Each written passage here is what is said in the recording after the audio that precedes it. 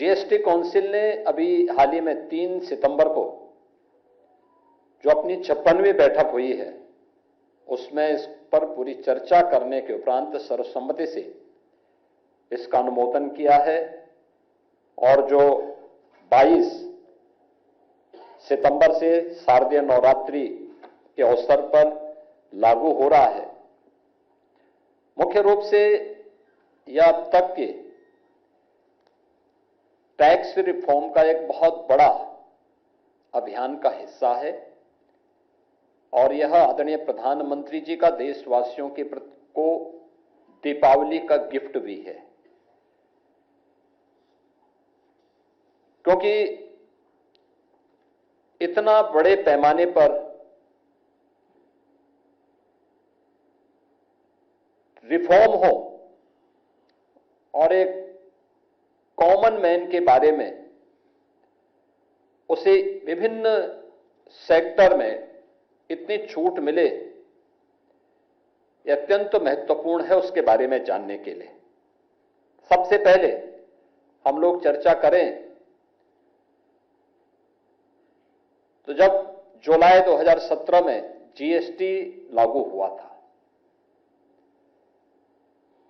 GST के पहले जो अलग अलग टैक्सेस थे, सेस थे, न केवल उद्यमी और एक व्यापारी उसके कारण परेशान होता था, बल्कि आम उपभोक्ता पर भी और एक ईमानदार टैक्स पेयर पर भी इसका व्यापक प्रभाव पड़ता था। अनेक ऐसे क्षेत्र थे जिसमें वैट, सेल टैक्स और अन्य तमाम प्रकार के जो टैक्सेस थे, उनकी जो दर थी वह काफी बड़ी थी। अनेक प्रकार के सेस थे। कोई भी इंटीग्रेटेड फॉर्म टैक्स का नहीं था। जीएसटी ने इन सभी प्रकार के अलग अलग प्रकार के जो सेल टैक्स के थे, वैट के थे या फिर अलग अलग प्रकार के सेस थे, इन सबको इंटीग्रेशन करके और टैक्स रिफॉर्म के लिए जो समय क्रांतिकारी कदम उठाया था, वन नेशन वन टैक्स के आधार पर, परिणाम क्या था कि उस समय टैक्स को जितना सिंप्लीफाई किया गया था, उसका परिणाम था कि बड़े पैमाने पर जीएसटी का रजिस्ट्रेशन बढ़ा और रजिस्ट्रेशन बढ़ने के साथ ही बड़े पैमाने पर देश की जीडीपी में अप्रत्यक्ष कर का योगदान भी होता हुआ दिखाई दिया। 17 के बाद का सबसे बड़ा जो रिफॉर्म टैक्स के क्षेत्र में है, उसमें अगर आप देखेंगे तो जो ये टैक्स में जो रिफॉर्म सामने आया है, अब तक हम देखते थे कि 4 स्तरीय जो 4 लेयर की टैक्स की प्रणाली थी, 5%, 12%, 18% और 28%। इन 4 को अब कम करते हुए 2 श्रेणी टैक्स की रखी गई है, 5% को और 18% को। 12 और 28 के स्लैब को जीएसटी ने समाप्त कर दिया है। हां, कुछ सिन आइटम और लग्जरियस आइटम ऐसी हैं जिनमें 40% का जो जीएसटी है वह बना रहेगा। वह अलग एक व्यवस्था है, लेकिन महत्वपूर्ण है कि अब केवल 5% और 18% का यह टैक्स ही, 2 स्लैब ही जीएसटी की मुख्यतः रहेंगे और जिनके माध्यम से यानी देशवासियों को बहुत बड़ी राहत इसके माध्यम से मिलेगी हर एक स्तर पर। यानी रसोई से लेकर के, एक किसान से लेकर के, घर के निर्माण से लेकर के और बड़े बड़े हाईवे और इंफ्रास्ट्रक्चर के डेवलपमेंट के साथ साथ अपने कारोबार को आगे बढ़ाने वाले उद्यमियों के लिए भी इसका भारी लाभ होने वाला है और इसके माध्यम से लगभग 2 लाख करोड़ रुपए से अधिक का भारत की अर्थव्यवस्था में ग्रोथ होने की संभावना भी है।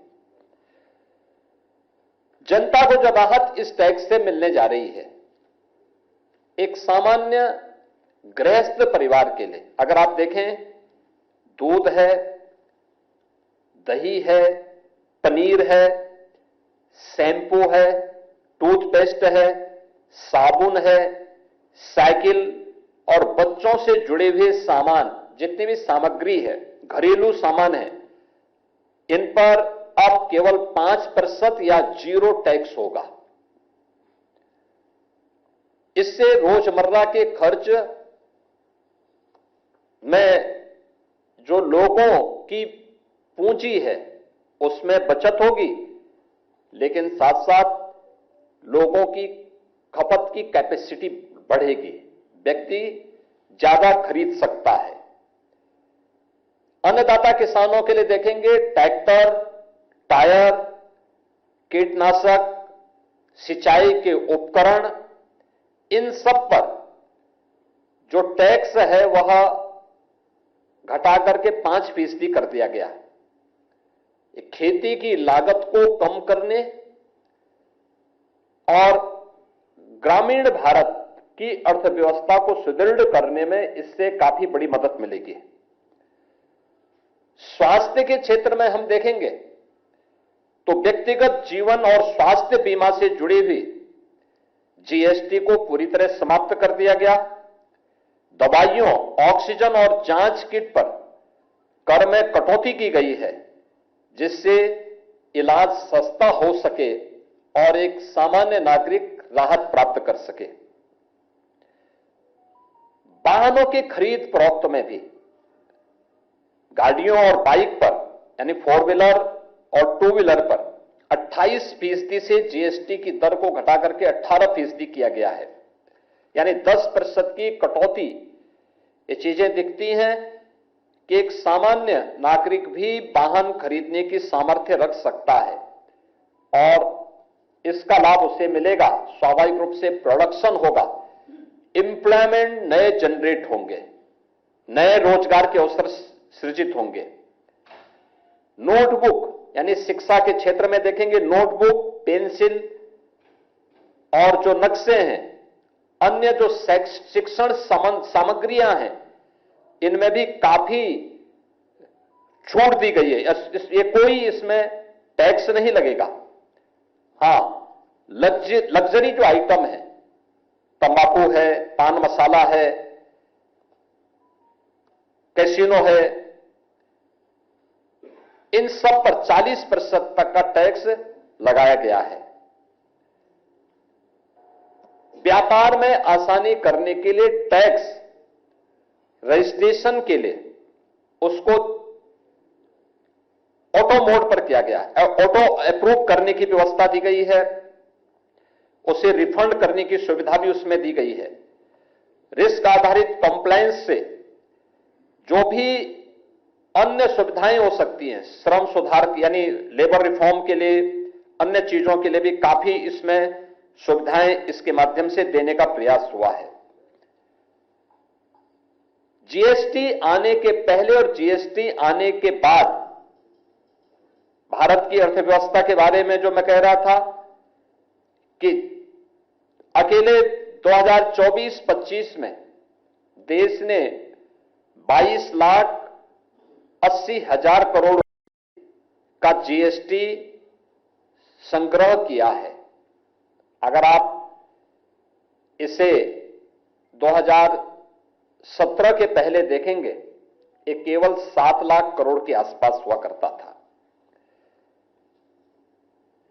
अकेले इस वर्ष अप्रैल से अगस्त तक, यानी 5 महीनों में जीएसटी संग्रह 10 लाख करोड़ रुपए से अधिक का हुआ है, जो गत वर्ष के जीएसटी संग्रह करने से 10% अधिक है।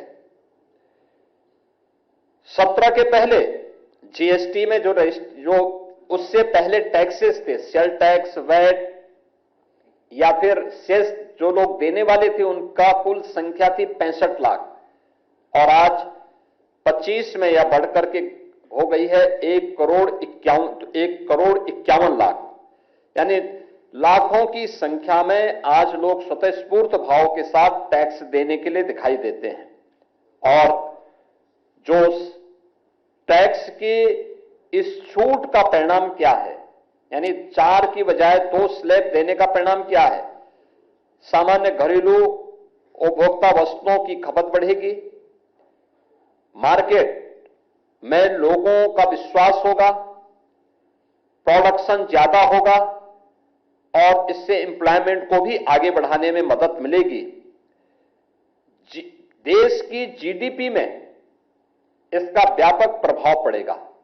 अनुमान है 0.2% से लेकर जो 0.3% तक की जीडीपी में इस रिफॉर्म के कारण बढ़ोतरी होने की संभावना रहेगी। यानी जीवन आसान तो व्यापार में भी आसान, और जब भी व्यापार में आसान होगा तो स्वाभाविक रूप से मार्केट में खुशहाली होगी, और मार्केट की खुशहाली एम्प्लॉयमेंट को भी जनरेट करेगी, साथ साथ अर्थव्यवस्था को भी वह मजबूती प्रदान करेगी। हम लोग मुख्य रूप से इस बात को देखते हैं, जो मैंने पहले भी कहा, जीएसटी लागू होने के पहले 17 अलग अलग प्रकार के कर थे, 13 शेष थे। केंद्रीय उत्पाद शुल्क था, सेवा कर था, मूल्यवर्धित कर यानी वैट था, सीएसटी था, अन्य मनोरंजन कर थे, और भी तमाम प्रकार के कर थे, प्रवेश कर थे, और भी तमाम प्रकार के कर उसमें लागू होते थे। और कोई भी ऐसी व्यवस्था नहीं थी कि जो पूरे देश को एक कर के अधीन जोड़ करके व्यापारी के लिए भी और एक आम उपभोक्ता के लिए भी आसान कर सके। जीएसटी ने पूरे देश को वन नेशन वन टैक्स के आधार पर, आप देखते होंगे आज माल की आवाजाही आसानी से देश के कोने से दूसरे कोने पर आसानी से हो सकती है। लॉजिस्टिक और अधिक और कुशल ढंग से हम लोग लागत को कम करके पहुंचा सकते हैं। बार बार टैक्स नहीं लगता, जीएसटी में वन टाइम टैक्स है, एक बार टैक्स लगेगा, बार बार नहीं लगेगा। और अगर कोई व्यक्ति किससे 2 बार लिया गया है तो रिफंड भी उतनी जल्दी हो रहा है। यह आजादी के बाद में जीएसटी टैक्स रिफॉर्म के क्षेत्र में यह फेडरल स्ट्रक्चर का एक बेहतरीन मॉडल है। और जीएसटी लागू होने के बाद यह पहली बार इतने बड़े पैमाने पर इन सभी सेक्टर में सुधार से सामान्य नागरिकों को काफी राहत मिलेगी। 2014 के पहले, जो मैंने आपसे पहले भी कहा, मैंने 17 के आंकड़े दिए थे, लेकिन 2014 के पहले भारत का जो टैक्स संग्रह था, यानी अप्रत्यक्ष कर के माध्यम से जो हमें टैक्स संग्रह होते थे, वह 5.44 लाख करोड़ मात्र होता था। और अब यह बढ़कर के 24-25 में बढ़कर के 22,80,000 करोड़ तक पहुंचा है। यानी इतने बड़े पैमाने पर 305% की इसमें ऐतिहासिक वृद्धि हुई है। परिणाम क्या है?